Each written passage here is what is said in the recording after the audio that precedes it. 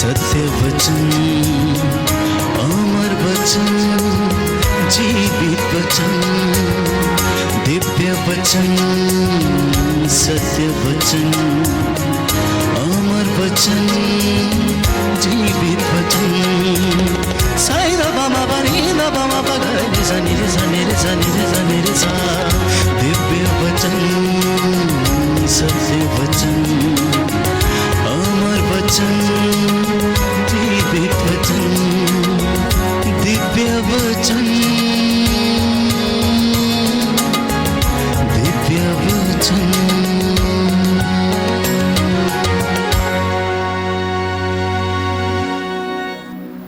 सबको जय यीशु की। प्रभु यीशु के पवित्र और सामर्थी नाम में मैं आप सबकी सलामती की दुआ मांगता हूँ। प्रभु यीशु आपको सलामत रखे और आप में से हर एक व्यक्ति को आज पवित्र आत्मा के वरदानों से और उसके अनुग्रह से आप सबको भर दे।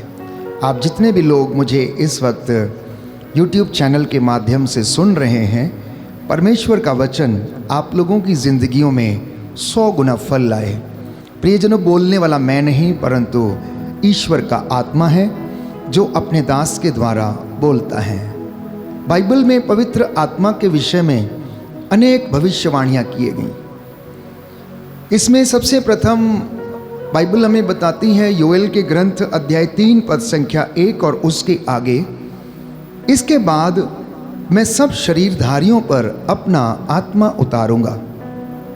तुम्हारे पुत्र और पुत्रियां भविष्यवाणी करेंगे, तुम्हारे बड़े बूढ़े स्वप्न देखेंगे और तुम और तुम्हारे नवयुवकों को दिव्य दर्शन होंगे। उन दिनों में मैं दास दासियों पर भी अपना आत्मा उतारूंगा। ऐसा पवित्र बाइबल हमें बताती है। एजेकियल नबी के ग्रंथ में हम पढ़ते हैं प्रियजनों अध्याय 36 पद संख्या 26 से लेकर 27 में कि मैं तुम लोगों को एक नया हृदय प्रदान करूंगा और तुम में एक नया आत्मा रख दूंगा। मैं तुम्हारे शरीर से पत्थर का हृदय निकालकर तुम लोगों को रक्त मांस का हृदय प्रदान करूंगा। मैं तुम लोगों में अपना आत्मा रख दूंगा जिससे कि तुम मेरी संहिता पर चलोगे और ईमानदारी से मेरी आज्ञाओं का पालन करोगे। इतना ही नहीं, पुरानी व्यवस्था में बाइबल हमें बताती है, एजेकियल नबी इन बातों की चर्चा करता है और परमेश्वर एजेकियल के द्वारा इन तमाम भविष्यवाणियों को लोगों के बीच में करता है। अध्याय 37 पद संख्या 14, एजेकियल नबी का ग्रंथ अध्याय 37 पद संख्या 14 बाइबल हमें बताती है, मैं तुम्हें अपना आत्मा प्रदान करूंगा। क्या कहती है? मैं तुम्हें अपना आत्मा प्रदान करूंगा और तुम में जीवन आ जाएगा। मैं तुम्हें तुम्हारी अपनी धरती पर बसाऊंगा और तुम लोग जान जाओगे कि मैं प्रभु ने यह कहा और पूरा भी किया है। जी हाँ प्यारे भाइयों और बहनों, आज कलीसिया पेंतेकोस्त का पर्व मनाती है। मैंने आपको कुछ रेफरेंस दिए हैं बाइबल के पुराने व्यवस्था से, जो वचन मैंने आपको पढ़कर सुनाए हैं कि परमेश्वर ने जो पुराने व्यवस्थान में अपने नबियों के द्वारा कहा था, उसे आज जबकि कलीसिया पेंतेकोस्त का पर्व मनाती है, उस दिन इन भविष्यवाणियों को उसने पूरा किया। वास्तव में यूं कहें तो आज कलीसिया का जन्मदिन है। बाइबल कहती है, पहले पहल अंताकिया में लोगों को ईसाई नाम दिया गया और बाइबल में पवित्र आत्मा को अनेक नामों से पुकारा गया। जिस दिन पवित्र आत्मा चेलों के ऊपर उतरा, उस दिन वे लोग कोठरी में बंद थे। प्रभु यीशु उनके बीच में आकर खड़े हो गए। उन्होंने फूंक कर कहा, पवित्र आत्मा ग्रहण करो। बाइबल कहती, पवित्र आत्मा आग की जीवों के रूप में विभाजित होकर उन पर एक एक के ऊपर आकर ठहर गया और वे लोग भिन्न भिन्न भाषाएं बोलने लगे। एक महान संत जिनका नाम है संत एम्ब्रोस, वो इस तरह इसे परिभाषित करते हैं कि यह एक महान झरना है जो निरंतर बहता रहता है, कभी खत्म नहीं होता।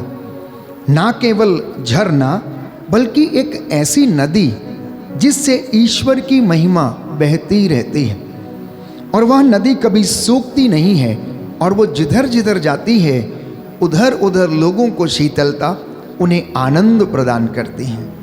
जितने लोग प्यारे भाइयों और बहनों झरने के नज़दीक जाकर बैठते हैं, वे लोग आनंद का अनुभव करते हैं, शीतलता का अनुभव करते हैं।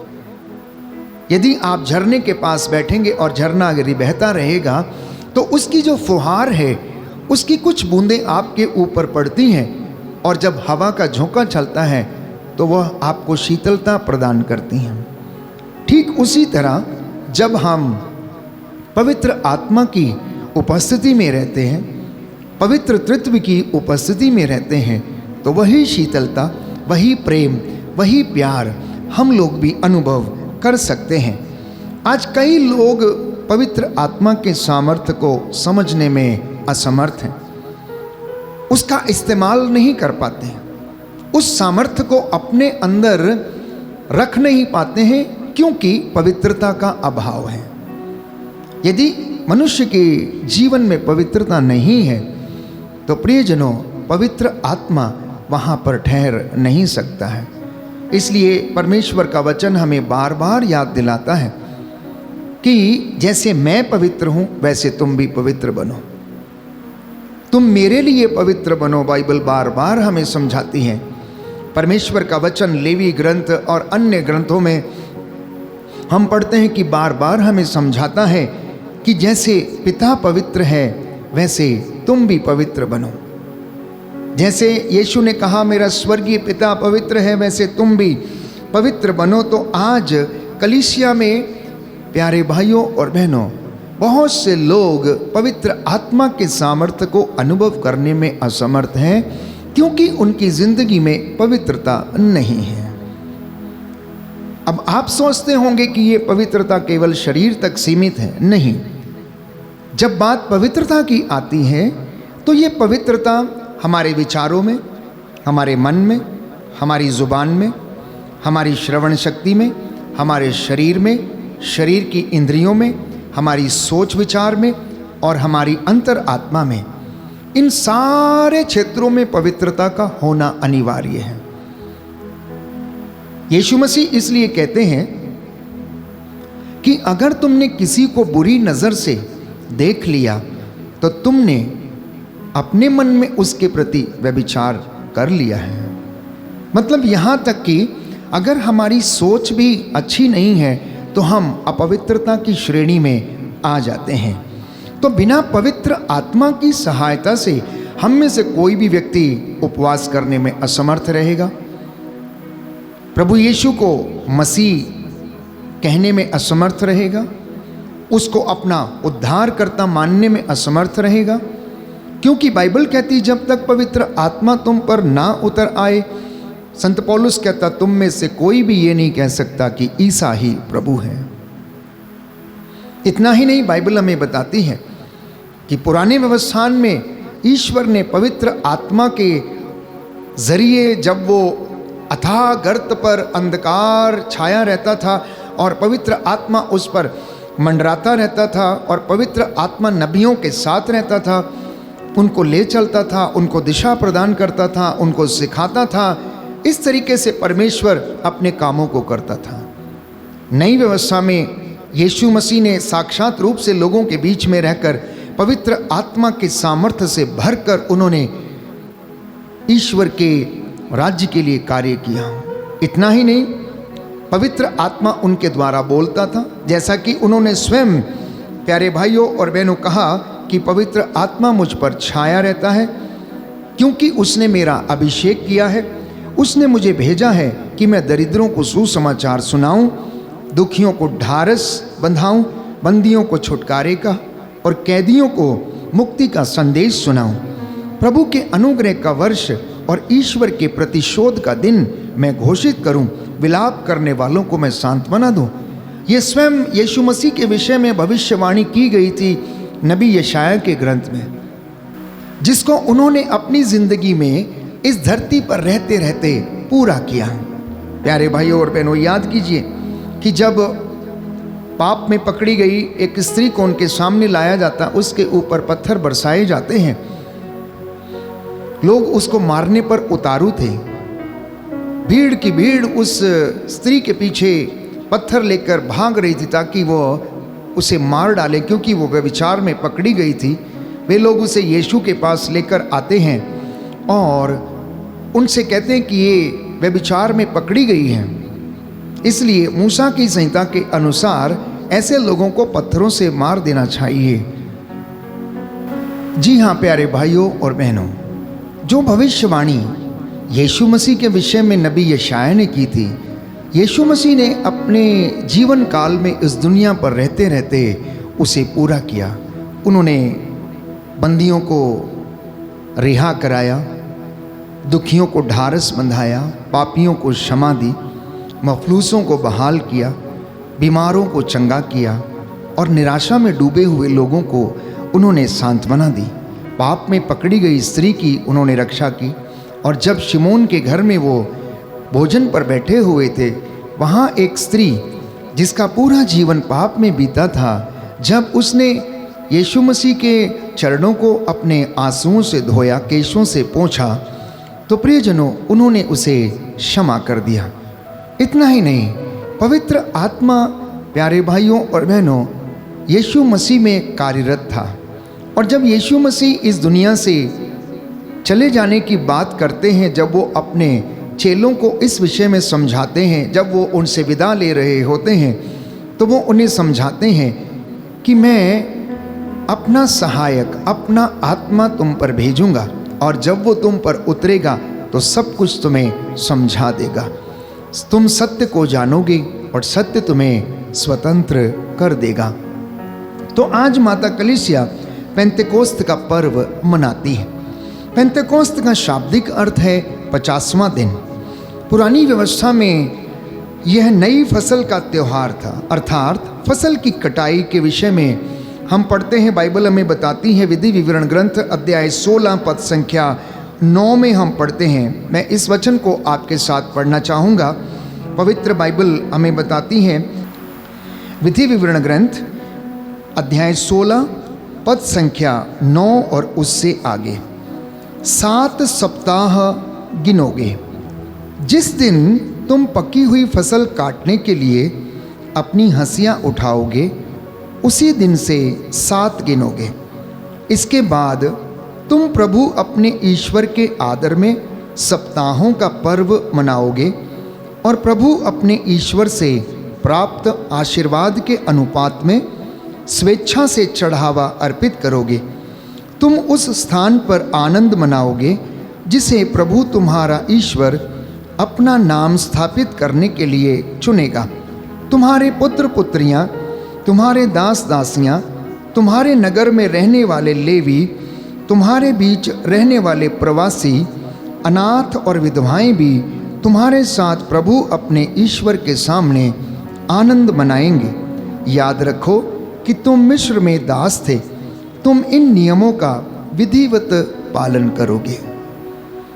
ये वचन हमें समझाता है प्यारे भाइयों और बहनों कि ये ईश्वर का आदेश था कि फसल का त्यौहार मनाया जाना चाहिए और उसका प्रथम चढ़ावा परमेश्वर को चढ़ाया जाना चाहिए। इसी संबंध में गणना ग्रंथ में हम पढ़ते हैं, book of numbers chapter 28 verse 26, गणना ग्रंथ अध्याय 28 पद संख्या 26 और उससे आगे, प्रथम फल के दिन जब तुम सप्ताहों का उत्सव मनाते हुए प्रभु को नई फसल का चढ़ावा अर्पित करो, तो धर्म सभा का आयोजन करो और कोई काम नहीं करो। तुम होम बलि के रूप में 2 बछड़े, 1 मेढ़ा और 1 वर्ष के 7 मेमने अर्पित करोगे। यह एक सुगंध युक्त चढ़ावा है जो प्रभु को प्रिय है। मेढ़े के साथ 4 सेर और हर एक मेमने के साथ 2 सेर। इसके अतिरिक्त प्रायश्चित बलि के रूप में 1 नया बकरा। दैनिक होम बलि और अन्न बलि के अतिरिक्त इन्हें अपने अर्थ के साथ चढ़ाना है। इसका ध्यान रखो कि पशु अदोष हो। तो पुरानी व्यवस्था में हम पढ़ते हैं कि मूसा की संहिता के अनुसार ईश्वर को प्रसन्न किए जाने का ये एक उनका तरीका था, परंपरा थी। अन्न बलि, होम बलि और पशु बलि, इस तरीके से वो अपने पापों का प्रायश्चित किया करते थे। इतना ही नहीं, पवित्र बाइबल हमें निर्गमन ग्रंथ अध्याय 34 पद संख्या 22 में बताती है कि ये त्यौहार अनाज की पहली फसल के रूप में मनाया जाता था। हम इस वचन को भी पढ़ेंगे और देखेंगे कि किस तरीके से वे लोग इन परंपराओं को और नियमों को पूरा करते थे। अध्याय 34 निर्गमन ग्रंथ पद संख्या 22 और उससे आगे। नए गेहूं की फसल के समय सप्ताहों का पर्व तुम मनाओगे और वर्ष के अंत में संचय पर्व। प्रत्येक वर्ष 3 बार सब पुरुष सर्वोच्च प्रभु इज़राइल के ईश्वर के सामने उपस्थित हुआ करें। मैं तुम्हारे सामने से राष्ट्रों को भगा दूंगा, तुम्हारी सीमाओं का विस्तार करूंगा। और जब तुम प्रतिवर्ष 3 बार अपने प्रभु ईश्वर के सामने उपस्थित हुआ करोगे तो कोई भी तुम्हारी भूमि पर आंख नहीं लगाएगा। ये प्रभु का आदेश था कि तुम अन्न बलि के रूप में अपनी फसल का प्रथम भाग ईश्वर को समर्पित करोगे और वर्ष में लगभग तुम 3 बार प्रभु के सामने एकत्र हुआ करोगे, उसकी उपस्थिति में हाजिर होंगे। तो 70 ईस्वी के बाद यह त्यौहार यरूशलेम के मंदिर के विनाश के पश्चात सिनाई पर्वत पर 10 आज्ञाओं को प्रदान करने की यादगार के रूप में मनाया जाने लगा। पेंतेकोस्त का पर्व 70 ईस्वी में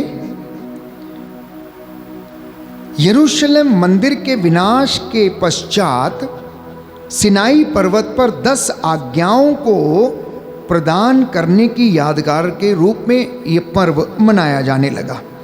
पर हम क्रिस्तियों के लिए यह महत्वपूर्ण एवं एक विशेष त्यौहार के रूप में मनाया जाता है। पेंतेकोस्त, इसका अर्थ क्या है? आज के दिन पवित्र आत्मा बाइबल कहती है कि चेलों के ऊपर उतरा, उन्हें नई दिशा प्रदान की, नई सोच प्रदान किया, नई भाषाएं उन्हें मिली, वो भिन्न भिन्न भाषाएं बोलने लगे, उनके हृदय परिवर्तित हुए, वो नए व्यक्ति बन गए और वो ईश्वर के गवाही लेकर आगे बढ़े। यीशु मसीह के विषय में उन्होंने खुले रूप से बोलना, अंगीकार करना, गवाही देना शुरू किया। तो पेंतेकोस्त, प्यारे भाइयों और बहनों, एक नए युग का आरंभ है। ये एक नए युग का आरंभ है और आज के दिन कलीसिया का जन्मदिन हम मनाते हैं, क्योंकि बाइबल कहती है प्रेरितों के कार्यकलाप में पहल अंताकिया में लोग ईसाई नाम से जाने गए, अर्थात जो ईसा के पीछे चलने वाले थे, जो यीशु मसीह के अनुयायी थे, पहल अंताकिया में उन्हें ईसाई नाम दिया गया। ईसाई शब्द का अर्थ क्या है? ईसाई शब्द का अर्थ है ईधन सा, मतलब ईसाही, मतलब हमारा व्यवहार, हमारी बोली, हमारे विचार, हमारा चलना फिरना, उठना बैठना ईसा के जैसा होना चाहिए। और जिसका मनोभाव ईसा के जैसा है वही ईसाई कहला सकता है। इसलिए संत पौलुस बार बार कहता है कि आप लोग ईसा मसीह का मनोभाव धारण कर लें, आप ऊपर की चीज़ों की खोज में लगे रहें, आप उत्तम वरदानों की अभिलाषा किया करें। ईसाई बनना, प्यारे भाइयों और बहनों, कागज़ों में, पर्चों में और कोई नाम धारण कर लेना बड़ा आसान है, लेकिन ईसा का अनुयायी बनकर जीवन बिताना बड़ा कठिन है, उसके जैसा मनोभाव धारण करना बड़ा कठिन है। तो मैंने कहा कि पेंतेकोस्त का पर्व एक नए युग का आरंभ है, ये कलीसिया के जन्मदिन है। आज विश्वासियों के बड़े समुदाय का जन्म हुआ, जैसा कि बाइबल प्रेरितों के कार्यकलाप अध्याय 2 पद संख्या 41 में हमें समझाती है। पवित्र वचन हमें बताता है, प्रेरितों का कार्यकलाप अध्याय 2 पद संख्या 41 और उससे आगे। सुंदर वचन है, इसको हम पढ़ेंगे और जानेंगे कि पवित्र बाइबल पेंतेकोस्त के विषय में हमें क्या समझाता है। अध्याय 2 पद संख्या 41 और उससे आगे लिखा है, जिन्होंने पेत्रुस की बातों पर विश्वास किया उन्होंने बपतिस्मा ग्रहण किया। उस दिन लगभग 3000 लोग शिष्यों में सम्मिलित हो गए। नए विश्वासी दत्तचित्त होकर प्रेरितों की शिक्षा सुना करते थे, भातृत्व के निर्वाह में ईमानदार थे और प्रभु भोज तथा सामूहिक प्रार्थनाओं में नियमित रूप से शामिल हुआ करते थे। सबों पर विस्मय छाया रहता था, क्योंकि प्रेरित बहुत से चमत्कार एवं चिन्ह दिखाते थे। सब विश्वासी एक हृदय थे, उनके पास जो कुछ था उसमें सबों का साझा था। वे अपनी चल अचल संपत्ति बेचते थे और उसकी कीमत हर एक की ज़रूरत के अनुसार सबों में बांट देते थे। वे सब मिलकर दिन प्रतिदिन मंदिर जाया करते थे और निजी घरों में प्रभु भोज में सम्मिलित होकर निष्कपट हृदय से आनंद पूर्वक एक साथ भोजन करते थे। वे ईश्वर की स्तुति किया करते थे और सारी जनता उन्हें बहुत मानती थी। प्रभु प्रतिदिन उनके समुदाय में ऐसे लोगों को मिला देता था जो मुक्ति प्राप्त करने वाले थे। कितनी सुंदर बात है कि जब पवित्र आत्मा उनके ऊपर उतरा, वे लोग एक मन एक प्राण होकर दत्तचित्त होकर प्रार्थना सभाओं में शामिल हुआ करते थे और परमेश्वर नए विश्वासियों को उनके समुदाय में मिला देता था। वो अपनी चल अचल संपत्ति बेचकर वो क्या करते थे, चेलों के पास, प्रेरितों के पास लेकर आया करते थे और वो उन्हें बराबर हिस्सों में लोगों में बांट दिया करते थे। ये किसका कार्य था? परमेश्वर का कार्य था, पवित्र आत्मा का कार्य था। ये एक नए युग का आरंभ था, एक नई कलीसिया की शुरुआत थी जो प्रभु के कामों को आगे बढ़ाने में, प्यारे भाइयों और बहनों, पूरा कार्य कर रही थी, उसके मिशन कार्यों को आगे बढ़ाने में। तो पुरानी व्यवस्था में स्वयं पिता परमेश्वर सक्रिय थे नबियों के द्वारा। नई व्यवस्था में पवित्र आत्मा सक्रिय होकर कार्य करता है। प्रियजनों, हम में से हर एक व्यक्ति के मन में ये विचार आता है कि पवित्र आत्मा मेरी और आपकी सहायता कैसे कर सकता है।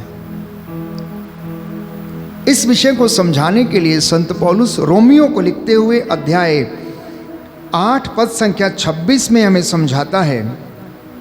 रोमियो का पत्र अध्याय 8 पद संख्या 26 और उससे आगे सुंदर वचन है, आत्मा भी हमारी दुर्बलता में हमारी सहायता करता है।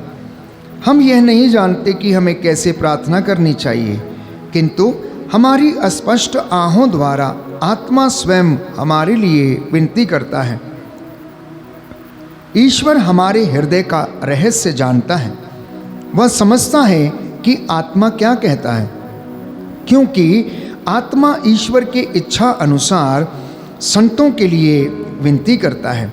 हम जानते हैं कि जो लोग ईश्वर को प्यार करते हैं और उसके विधान के अनुसार बुलाए गए हैं, ईश्वर उनके कल्याण के लिए सभी बातों में उनकी सहायता करता है। तो आत्मा हमारी ज़िंदगी में विशेष कार्य करता है। सबसे पहले वो हमें हिम्मत देता है, प्रेरणा देता है, हमारी सहायता करता है, हमारी दुर्बलताओं में हमारी मदद करता है, हमारी आवश्यकताओं में हमारी मदद करता है, क्योंकि हम नहीं जानते कि हमें किस तरह से प्रार्थना करनी चाहिए, लेकिन पवित्र आत्मा हमें सिखाता है कि हमें किस तरीके से प्रार्थना करनी चाहिए। इसलिए पवित्र वचन बाइबल हमें बताती, संत पौलुस लिखता है कि हम स्वार्थ के लिए नहीं बल्कि निस्वार्थ रूप से हम परमेश्वर के सामने उपस्थित होकर धन्यवाद के निवेदन प्रस्तुत करते रहें। तो आत्मा के वरदान, प्यारे भाइयों और बहनों, जिसके विषय में बाइबल हमें बताती है, हमें उन वरदानों के लिए अभिलाषा करनी चाहिए, उन वरदानों की खोज हमें करनी चाहिए। और आत्मा के वरदान क्या है?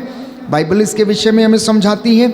आत्मा हमें प्रज्ञा का दान देता है, समझदारी का वरदान देता है, ज्ञान का वरदान देता है, परामर्श का वरदान देता है, दृढ़ता का वरदान देता है, धर्मनिष्ठा का वरदान देता है और ईश्वर का भय, ये वरदान हमें प्रदान करता है।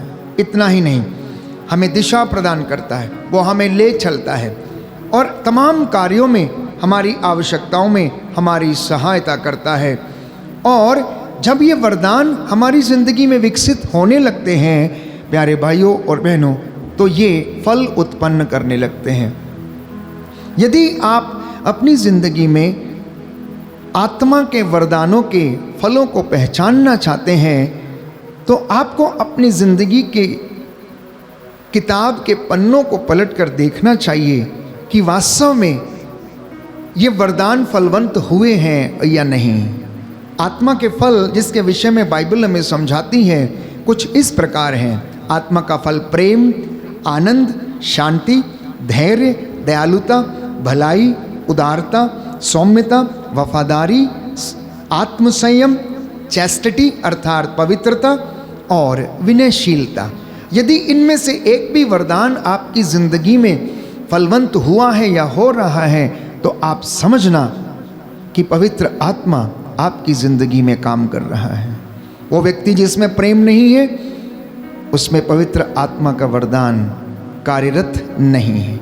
वो व्यक्ति जिसमें भलाई नहीं है, दयालुता नहीं है, धैर्य नहीं है, आत्मसंयम नहीं है, उदारता नहीं है, उसकी ज़िंदगी में पवित्र आत्मा के वरदान कार्यरत नहीं है। वो सांसारिक आत्मा से हो सकता है संचालित है, वो ईश्वर की आत्मा से संचालित नहीं है। इसलिए संत पौलुस बार बार हमें समझाता है कि यदि कोई व्यक्ति ईश्वर के आत्मा से संचालित है तो वो ईश्वर की बातें सोचता और उन पर चलता है, उसकी आज्ञाओं का पालन करता है। लेकिन अगर कोई व्यक्ति सांसारिक आत्मा से संचालित है तो वो दुनियावी बातों की खोज में रहता है, वो दुनियावी चीज़ों में लगा रहता है, वो धन, लालच, मोह, माया, स्वार्थ, अश्लीलता और इस प्रकार की तमाम बुराइयों में फंसा रहता है, क्योंकि पवित्र आत्मा उनकी ज़िंदगी में कार्यरत नहीं है। तो प्यारे भाइयों और बहनों, ईश्वर ने आदम के अंदर अपनी रूह को फूंक दिया, जैसा कि बाइबल हमें बताती है अध्याय 2 पद संख्या 7 में कि ईश्वर ने मिट्टी का पुतला गढ़ा, उसके नथनों में उसने प्राणवायु फूंक दिया और आदम एक सजीव प्राणी बन गया और उसमें जीवन आ गया, वो चलने फिरने लगा। ईश्वर ने आदम को पूरी पृथ्वी के ऊपर अधिकार दिया, उससे कहा कि तुम फलो फूलो और पृथ्वी पर फैल जाओ और उसे आशीर्वाद प्रदान किया। लेकिन यीशु मसीह ने प्यारे भाइयों और बहनों कलीसिया में जान फूंक दी अपने पवित्र आत्मा के सामर्थ्य से। और जब उन्होंने पवित्र आत्मा को चेलों को प्रदान किया, जैसा कि बाइबल हमें बताती प्रेरितों के कार्यकलाप में कि यीशु मसीह उस बंद कोठरी में हाजिर हो गए और उन्होंने फूंक कर कहा पवित्र आत्मा ग्रहण करो। तो उन्होंने पवित्र आत्मा प्यारे भाइयों और बहनों कलीसिया में फूंक दिया। In other words we can say Jesus breathed life into the church. यीशु मसीह ने पवित्र आत्मा को कलीसिया को प्रदान किया ताकि अब पवित्र आत्मा कलीसिया में कार्य करे और वो सारे चिन्ह और चमत्कार दिखाए जो यीशु मसीह चिन्ह चमत्कार दिखा रहा था। इसलिए चेलों ने भी वैसे ही चमत्कार किए, मुर्दों को जिलाया, लंगड़ों को चलाया। उन्होंने दूर दराज में इतने महान और आश्चर्यचकित कार्य किए कि लोग उनके कामों को देखकर असमंजस में पड़ जाते थे। तो पवित्र आत्मा प्यारे भाइयों और बहनों हमें दिशा प्रदान करता है, हमें प्रार्थना करना सिखाता है, शैतान की चुनौतियों का सामना करना सिखाता है, हमें अपने आत्मा से भरता है प्रभु यीशु। और प्यारे भाइयों और बहनों ईश्वर की आज्ञाओं का पालन करना हमें सिखाता है। तो आत्मा ईश्वर की इच्छा को हम पर प्रकट करता है, जैसा कि बाइबल हमें बताती है। यिर्मयाह नबी का ग्रंथ अध्याय 29 पद संख्या 11, तुम्हारे विषय में मैं अपनी निर्धारित योजनाओं को जानता हूँ और वो योजनाएं तुम्हारे हित की हैं, अहित की नहीं है। ये शाय नबी के ग्रंथ अध्याय 55 पद संख्या 8 से 9 में हम पढ़ते हैं, बाइबल हमें बताती है तुम लोगों के विचार मेरे विचार नहीं हैं और मेरे विचार तुम्हारे विचार नहीं हैं। पहला कुरिन्थियों अध्याय 2 पद संख्या 10 से 12 में हम पढ़ते हैं कि ईश्वर के आत्मा के द्वारा सब कुछ हम पर प्रकट किया गया है। इतना ही नहीं, नबी दानियल प्यारे भाइयों और बहनों पवित्र आत्मा से भरपूर था। ईश्वर ने उस पर अपना पवित्र आत्मा उड़ेल रखा था, उसे पवित्र आत्मा का सामर्थ्य मिला था। इसलिए वो स्वप्नों की व्याख्या करना खूब अच्छी तरीके से जानता था, रहस्यों को खोलना वो खूब अच्छी तरीके से जानता था। इसलिए राजा नबूकदनेस्सर बार बार उससे कहता है, मैं जानता हूं कि तुम में ईश्वर की शक्ति अर्थात ईश्वर का आत्मा निवास करता है और तुम सब रहस्यों को समझ सकते हो, तुम सब रहस्यों को समझ सकते हो। दानियल नबी का ग्रंथ अध्याय 4 पद संख्या 6 में आप इन बातों के विषय में पढ़ सकते हैं। एक और विशेष बात जो पवित्र आत्मा हमारी जिंदगी में करता है कि आत्मा प्रार्थना करने में हमारी मदद करता है। आज पेंतेकोस्त का दिन है, इसलिए आप लोग प्रार्थना करें कि सबसे पहले तो आप लोग आत्मा के वरदानों से भर जाएं और उसी के साथ आप लोगों को सामर्थ्य मिले कि ये वरदान आप लोगों में फलवंत हों और अपना फल उत्पन्न करें, जिससे कि आप में प्रेम, ईमानदारी, धैर्य, दयालुता, सहनशीलता, आत्मसंयम और पवित्रता जैसे फल उत्पन्न होने लगें। तो मैंने कहा कि आत्मा प्रार्थना करने में हमारी मदद करता है, जैसा कि बाइबल में लिखा है रोमियो का पत्र अध्याय 8 पद संख्या 26 से 27 में, आत्मा हमारी दुर्बलताओं में हमारी सहायता करता है। अर्धांग रोगी की मदद उन्होंने की। पवित्र आत्मा ने प्यारे भाइयों और बहनों उन 4 लोगों के द्वारा चारपाई को उठवाया और यीशु के सामने उसको ले जाकर वहाँ पर रख दिया। इतना ही नहीं, याद कीजिए प्रेरितों के कार्यकलाप में हम पढ़ते हैं खोजे के विषय में, जो यरूशलेम गया हुआ था। यरूशलेम से जब वो वापस लौट रहा था तो रथ पर बैठकर प्यारे भाइयों और बहनों वो पवित्र ग्रंथ बाइबल पढ़ रहा था और उसमें से वो पढ़ रहा था नबी यशाया का ग्रंथ अध्याय 53, जहाँ पर यीशु मसीह के दुख भोग के विषय में लिखा हुआ था, उसके विषय में भविष्यवाणी की गई थी। तो आत्मा फिलिप को बाइबल कहती उठाकर खोजे के रास्ते में ले गया और आत्मा फिलिप से कहने लगा, दौड़ो, जल्दी दौड़ो, उस रथ का पीछा करो। देखो उसमें कोई बैठा हुआ, वो वचन पढ़ रहा लेकिन उसे समझ में नहीं आ रहा। उससे पूछो कि क्या तुम समझ सकते हो कि तुम क्या पढ़ रहे हो।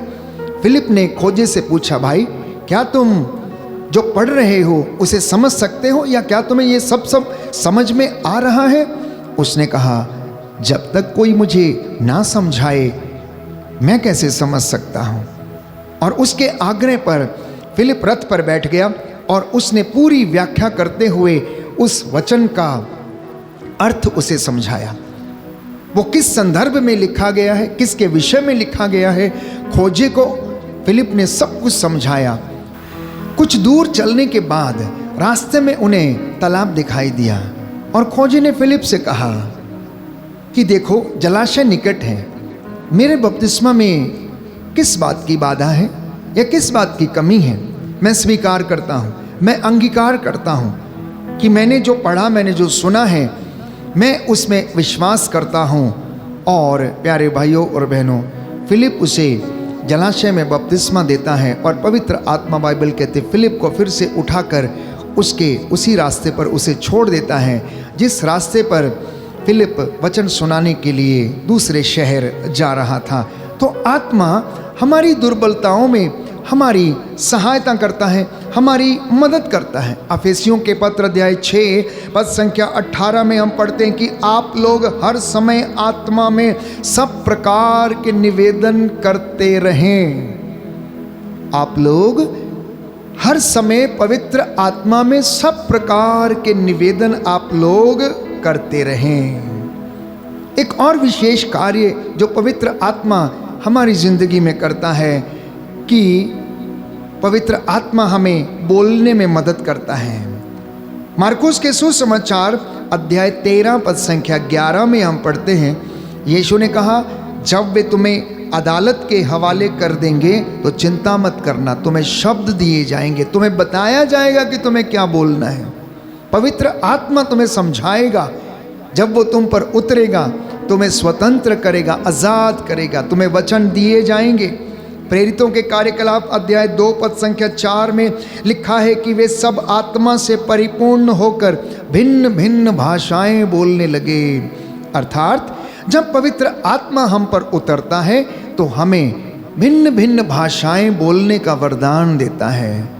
ये भाषाएं प्यारे भाइयों और बहनों ना केवल वर्बल है परंतु ये भाषाएं व्यवहारिक भी हो सकती हैं। कहने का तात्पर्य ये है, प्रेम की भाषा, दयालुता की भाषा, करुणा की भाषा, भलाई की भाषा, निस्वार्थ जीवन और सेवकाई की भाषा। अर्थात आप इन चीज़ों को अपनी ज़िंदगी में डेवलप करना शुरू कर देते हैं जब पवित्र आत्मा आपकी और मेरी सहायता करता है। सामुएल के दूसरे ग्रंथ अध्याय 23 पद संख्या 2 में बाइबल कहती है कि राजा दाऊद ये कहता है, ईश्वर का आत्मा मेरे द्वारा बोलता है, उसकी वाणी मेरी जिह्वा पर विराजती है। दाऊद नबी अंगीकार करता है कि ईश्वर का आत्मा मेरे द्वारा बोलता है और उसकी वाणी मेरी जिह्वा में विराजती है।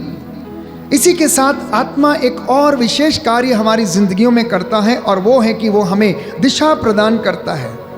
आत्मा से भरना काफ़ी नहीं है, अभिषेक से भरना काफ़ी नहीं है, संचालित होना अर्थात जो आपको दे दिया गया है, जो वरदान आपको दे दिए गए हैं, उसे अपनी ज़िंदगी में एग्जीक्यूट करना, कार्यान्वित करना और उस अभिषेक के द्वारा ज़िंदगी में चलना, अपने आप को संचालित करना। गलातियों के पत्र अध्याय 5 पद संख्या 16 में हम पढ़ते हैं कि आपका जीवन आत्मा के द्वारा संचालित होना चाहिए। संत पौलुस इस बात को स्पष्ट करता है। तो आप में से जितने भी लोग विश्वासी हैं, प्रभु की आज्ञाओं पर चलने का प्रयास कर रहे, उसकी शिक्षा को अपने जीवन में कार्यान्वित करने का प्रयास कर रहे, आप लोग जो प्रचारक हैं, जो मध्यस्थता करने वाले हैं, आप लोग जो उपवास प्रार्थना में जीवन व्यतीत करते हैं, प्यारे भाइयों और बहनों, संत पौलुस का ये वचन मेरे और आपके लिए स्पष्ट रूप से हमें बताता है कि आपका जीवन आत्मा के द्वारा संचालित होना चाहिए। अगर आप और मैं आत्मा के द्वारा संचालित नहीं हैं तो हमारे शब्द प्यारे भाइयों और बहनों झनझनाती झांझ और घनघनाते हुए घड़ियाल के समान होंगी। अगर मैं और आप आत्मा से संचालित नहीं हैं तो हमारे शब्दों में सामर्थ्य नहीं होगा, क्योंकि पवित्र आत्मा उनको प्रेरणा नहीं देगा और वो अपना कार्य प्रकट नहीं कर पाएंगे। तो प्रेरितों का कार्यकलाप में हम और एक वचन पढ़ते हैं कि वास्तव में पवित्र आत्मा का ये कार्य था। Acts of the apostle is the work of the Holi spirit. प्रेरितों का कार्यकलाप जो है आत्मा के काम थे, वो जो चेलों के द्वारा परमेश्वर उनसे काम वो करवाता था, लेकिन सामर्थ्य आत्मा का था। तो पवित्र आत्मा हमारे साथ होने के प्रमाण क्या हैं? आप में से जो लोग जानना चाहते हैं कि पवित्र आत्मा आपकी ज़िंदगी में है या नहीं, तो गलातियों के पत्र अध्याय 5 पद संख्या 22 में हम पढ़ते हैं कि प्रेम, आनंद, शांति, सहनशीलता, मिलनसारी, दयालुता, ईमानदारी, सौम्यता और संयम ये आत्मा के फल हैं। और यदि आप में से किसी में ये फल नहीं है तो इसका अर्थ ये है कि आत्मा हम में कार्यरत नहीं है। और यदि आप इन फलों से भरे हुए हैं, वरदानों से भरे हुए हैं, तो इसका मतलब ये है कि पवित्र आत्मा आपकी ज़िंदगी में कार्य कर रहा है। तो आत्मा को अनेक नामों से पुकारा गया है। रोमियो के पत्र अध्याय 8 पद संख्या 9 में ईश्वर का आत्मा, और उसी शब्द में हम पढ़ते हैं वो क्रिस्त का आत्मा है। मत्ती के सुसमाचार अध्याय 10 पद संख्या 20 में हम पढ़ते हैं कि वो पिता का आत्मा है जो बोलने में हमारी सहायता करता है।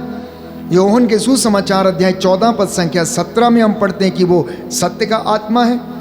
प्रेरितों के कार्यकलाप अध्याय 8 पद संख्या 39 में हम पढ़ते हैं कि वो प्रभु का आत्मा है। और इस प्रकार से आत्मा को अनेक नामों से पुकारा गया है। प्यारे भाइयों और बहनों, आज पेंतेकोस्त का पर्व है। मैंने आपको कुछ वचनों के द्वारा पवित्र आत्मा के सामर्थ्य, उसके कार्य और उसकी महिमा और उसके सामर्थ्य के विषय में बताने का प्रयास किया। लेकिन यदि आप पवित्रताई का जीवन जिएंगे, यदि आप पवित्रता में रहेंगे और प्रार्थना करेंगे, तो परमेश्वर आपको अपने आत्मा का सामर्थ्य प्रदान करेगा और आपको अपनी आत्मा से संचालित करेगा। इसलिए आइए मेरे साथ प्रार्थना कीजिए कि प्रभु हमें पवित्र आत्मा के वरदानों से भर और ये वरदान मेरे जीवन में फलवंत होकर 100 गुना, 60 गुना, 70 गुना फल लाएं। प्रभु आपकी सहायता करें और पेंतेकोस्त के पर्व के दिन आपके पूरे परिवार को अपनी महिमा से भरे। पवित्र आत्मा का सामर्थ्य आपको घेरे रहे और आशीर्वाद प्रदान करे। जय यीशु।